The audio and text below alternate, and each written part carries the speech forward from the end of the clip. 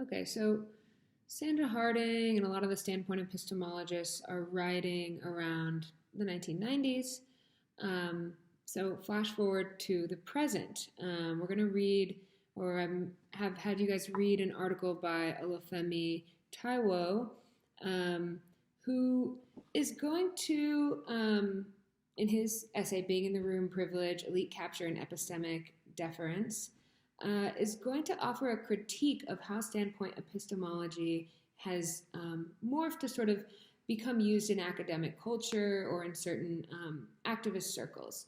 So he's going to say, listen, standpoint epistemology is this good thing. It has these really interesting, important insights. But people have maybe misinterpreted it or misunderstood the goals. And while some of those insights from standpoint epistemology, including a sort of focus on the importance of lived experience, have now sort of run amok and are maybe leading to some bad consequences. So he's going to offer not a critique of standpoint epistemology necessarily, but a critique of sort of how it is now, after rising in popularity, been sort of misinterpreted or misused. So he writes out what he thinks are the three basic insights from standpoint epistemology. One, he says knowledge is socially situated.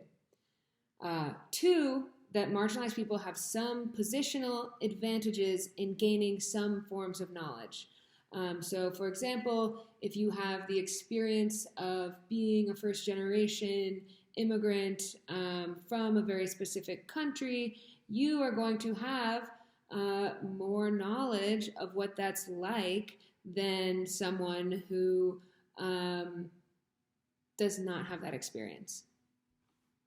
And third, research programs, so scientific research programs, social scientific research programs, ought to reflect these first two facts, that knowledge is socially situated and that marginalized people have some advantages in gaining certain forms of knowledge. So that is what he says the three basic insights of standpoint epistemology are. So he's going to argue that these seem fairly intuitive, but that people in academic and certain activist circles have misunderstood standpoint theory and failed to put its core insights into genuine practices. Specifically, in this essay, he's going to discuss the concept of automatically deferring to minority voices in these spaces, and he's going to say that this can actually have the opposite of its intended effects. So I'm going to read a quote from the article. He writes, "The call to, quote, listen to the most affected or center the most marginalized is ubiquitous in many academic and activist circles." He continues, but it has never sat well with me. In my experience, when people say they need to listen to the most affected, it is not because they intend to set up a Skype call to refugee camps or to collaborate with houseless people. Instead, it has more often meant handing conversational authority and attentional goods to those who most snugly fit into the social categories associated with these ills, regardless of whether they actually do or do not know, or what they have or have not personally experienced. So I think this is a really interesting sort of start when thinking about critiquing something like standpoint epistemology, or what he is going to call, he's sort of critiquing what he calls deference epistemology. And one of these core insights that is from this passage is that we might want to call into question the relationship between someone's perceived identity, meaning maybe what they look like, or the identity categories that they belong to in this broader way, so their perceived identity and their actual experience. So looking at someone and saying, oh, well, or someone says that they are gay maybe, and you say, okay, well, you must have this experience. Maybe you maybe make assumptions. Oh, maybe your family was really homophobic to you, or maybe you have been socially rejected in certain circles as a result of this identity. And that might not be that person's experience at all. So I think it's important to call into question this relationship between perceived identity and actual experience when we make a lot of background assumptions about what kind of experiences a certain identity might entail. And also crucial to his general argument in this paper is the idea that the people who experience the most oppression and subjugation are largely left out of rooms of power and also ignored by those in rooms of power. So, like he said, it's people who, when they say, let's listen to the most affected, and he's saying, listen, that they're not, trying to set up a Skype call with people who are really, really disenfranchised and oppressed socially. So I'm going to read another quote from him in which he kind of defines what he's talking about when he's talking about sort of deference epistemology, and sort of how this relates to standpoint epistemology. So he writes, broadly, the norms of putting standpoint epistemology into practice call for practices of deference. So that means kind of like handing the mic over, which is giving offerings, passing the mic, and believing. These are good ideas in many cases, and the norms that ask us to be ready to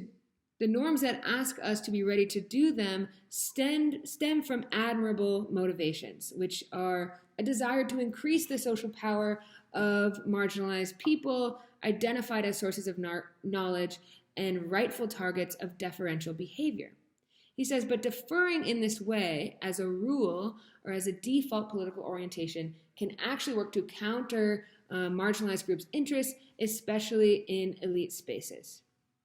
So this is where he's arguing against deference epistemology. He's going to say, maybe this doesn't have the effects that people want it to have. So a few reasons that he notes for this that are maybe not his main reason, but a few reasons is that one of the things that automatic deference does, when you automatically defer to someone based on maybe a perception about their identity, and you are someone who has an identity that maybe includes or tends to include more social power, you might be sort of releasing yourself from the responsibility of learning about other experiences and the responsibility of forming well-informed political views about the world around you or about sort of the social, economic, and political world that might result in the sort of social harms that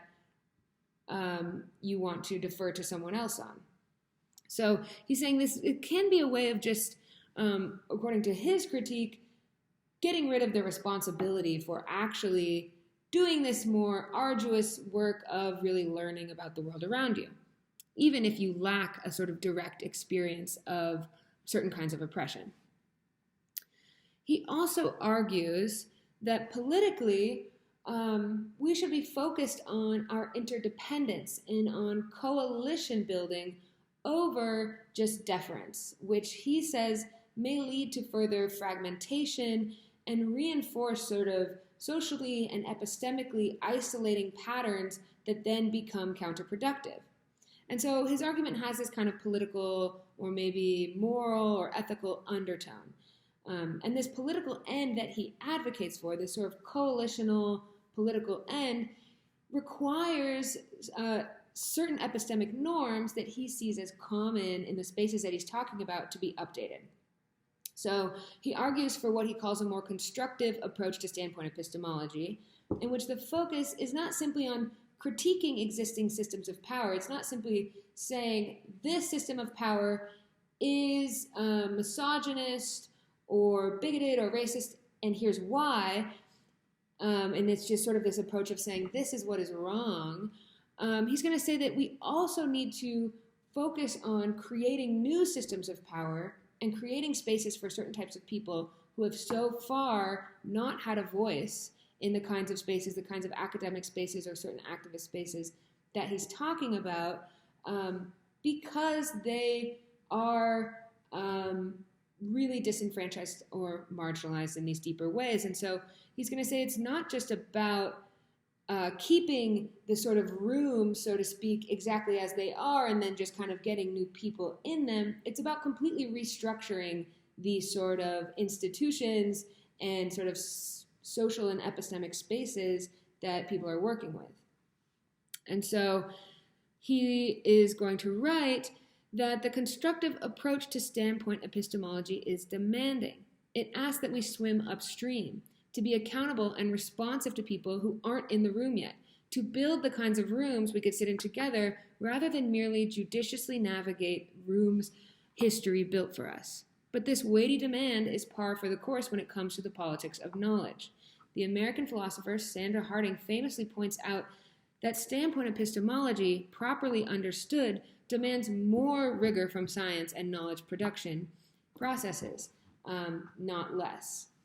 So this is going to tie back into the idea that strong objectivity, as Sandra Harding defines it, requires much more effort and rigor than the sort of standards for objectivity or for knowledge acquisitions that had previously been in place. So that's sort of the summary of his ideas here, and just offering some critiques about maybe certain social practices that are ongoing. So he's a philosopher who is currently very active and publishing. He's working out of Georgetown right now. He just published a really interesting book called Elite Capture that has to do with certain things about knowledge politics and identity politics.